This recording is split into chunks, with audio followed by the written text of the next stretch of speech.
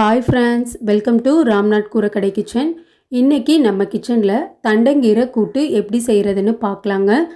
இந்த தண்டங்கீரை கூட்டு சூடான சாதத்தோட நெய் ஊற்றி சாப்பிடும்போது அல்டிமேட்டாக இருக்குங்க டேஸ்ட்டு. வாங்க எப்படி செய்கிறதுன்னு நம்ம வீடியோக்குள்ளே போய் பார்க்கலாம்.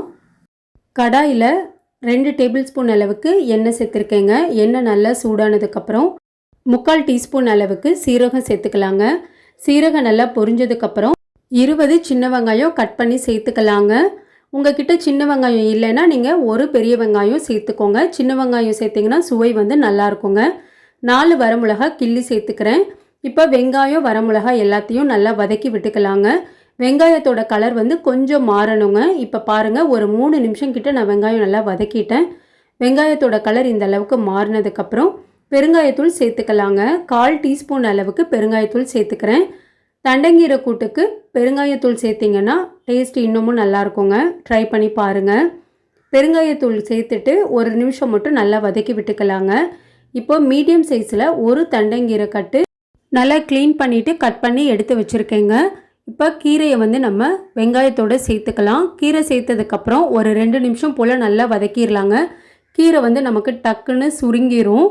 இப்போ நான் ஒரு 1/4 டம்ளருக்கு கம்மியாக தண்ணி சேர்த்துக்கிறேங்க. கீரைக்கு தேவையான அளவு உப்பு சேர்த்துக்கலாங்க. உப்பு சேர்த்துட்டு ஒரு தடவை நல்லா வதக்கி விட்டுக்கலாங்க. 1/4 டீஸ்பூன் அளவுக்கு மஞ்சத்தூள் சேர்த்துட்டு ஒரு தடவை நல்லா கலந்து விட்டுக்கலாங்க. இப்போ ஒரு 3 நிமிஷம் போல் மூடி போட்டு மூடி வச்சிடலாங்க. கீரை வேகட்டும். இப்போது 3 நிமிஷம் போல் ஆயிடுச்சுங்க. நம்ம ஓப்பன் பண்ணி பார்க்கலாம் கீரை இந்த அளவுக்கு வெந்திருக்குன்னு. நல்லா வெந்துருச்சு பாருங்கள். நல்லா இளங்கீரைனால டக்குன்னு நமக்கு வெந்துருச்சு.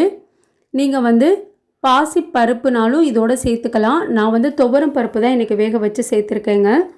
துவரம் பருப்பு 100 கிராம் அளவுக்கு எடுத்து நல்லா வாஷ் பண்ணிவிட்டு மஞ்சத்தூள் மட்டும் சேர்த்து வேக வச்சு எடுத்து வச்சுருக்கேன்.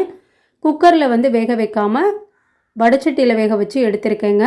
இப்போ துவரம் பருப்பை சேர்த்துட்டு 1/4 டம்ளர் அளவுக்கு தண்ணி சேர்த்து ஒரு தடவை நல்லா கலந்து விட்டுக்கலாங்க. கூட்டுனால தண்ணி நான் கம்மியாக சேர்த்துருக்கேங்க. ரொம்ப நிறையா இருந்தால் குழம்பு மாதிரி ஆகிடுங்க. அதனால் கொஞ்சம் திக்காக இருந்தால் தான் கூட்டு நல்லாயிருக்கும். கூட்டு ஒரு கொதி வந்ததுக்கப்புறம் கொஞ்சமாக நான் உப்பு சேர்த்துக்கிறேங்க. கீரைக்கு உப்பு சேர்த்துருக்கேன். இப்போ பருப்புக்கு மட்டும் உப்பு சேர்த்துட்டு ஒரு தடவை நல்லா கலந்து விட்டுக்கலாங்க.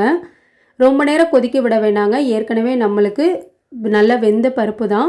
இப்போ ஒரு 2 நிமிஷம் மட்டும் நல்லா கொதிச்சிருச்சுங்க. இந்த மாதிரி தலை கொதிச்சதுக்கப்புறம் நம்ம அடுப்பு ஆஃப் பண்ணிட வேண்டியதான். அவ்வளோதான், ரொம்ப சுவையான தண்டங்கீரை கூட்டு ரெடிங்க. நீங்கள் இதே அளவுகளோடு செஞ்சு பாருங்கள். நல்லா சூடான சாதத்தோடு நம்ம நெய் இல்லைன்னா தேங்காய் ஊற்றி சாப்பிட்டா அல்டிமேட்டாக இருக்குங்க இதோட டேஸ்ட்டு. தண்டங்கீரை பிடிக்கலன்னு சொல்கிறவங்களுக்கு இந்த மாதிரி ஒரு தடவை செஞ்சு கொடுங்க. நீங்களும் உங்கள் வீட்டில் செஞ்சு பார்த்துட்டு எப்படி இருந்ததுன்னு உங்கள் கமெண்ட்ஸை எனக்கு சொல்லுங்கள்.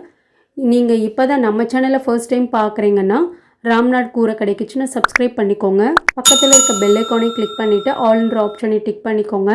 அப்போ தான் நான் போடுற புது ரெசிபீஸ் நோட்டிஃபிகேஷனில் உங்களுக்கு உடனுக்குடனே வரும். இந்த வீடியோ உங்களுக்கு பிடிச்சிருந்ததுன்னா லைக் பண்ணுங்கள். உங்கள் ஃப்ரெண்ட்ஸ் அண்ட் ரிலேட்டிவ் ஃபேமிலிக்கும் ஷேர் பண்ணுங்கள். இனி வேறு ஒரு இன்ட்ரெஸ்டிங்கான ரெசிபியில் உங்களை பார்க்குறேன். தேங்க்ஸ் ஃபார் வாட்சிங்.